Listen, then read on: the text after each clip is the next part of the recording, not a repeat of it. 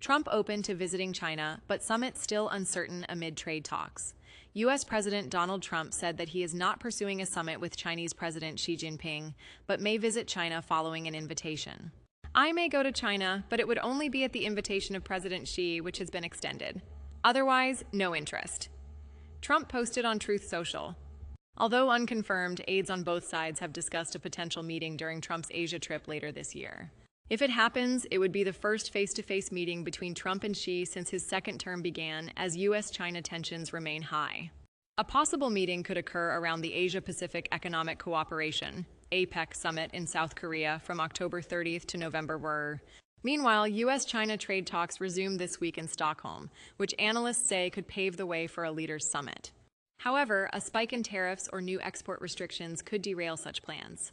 U.S. Treasury Secretary Scott Bessent and Chinese Vice Premier He Lifeng resumed trade negotiations in Stockholm on Monday. Talks are aimed at resolving ongoing economic disputes ahead of an August 12th deadline to avoid a significant tariff increase. This follows a temporary truce in May and a draft deal in June that helped ease tensions. During this period, Trump also secured a major trade deal with the European Union, involving a 15% tariff on exports to the U.S. and $600 billion in EU investments. However, similar progress with China remains unlikely. Both nations are considering a 90-day extension to the current truce, giving negotiators more time and possibly setting the stage for a Trump-Xi meeting later this year. "We're very close to a deal with China, but we'll see how that goes," said Trump.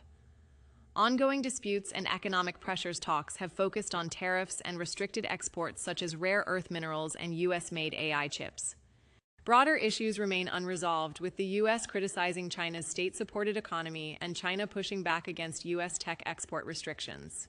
Bessent wants truce extension beyond August 12 to avoid hikes. China, in turn, is expected to seek a reduction in the current 55% tariffs it faces and ease in U.S. tech export restrictions. Beijing argues that increasing imports from the U.S. could help shrink its $295.5 billion trade deficit from 2024.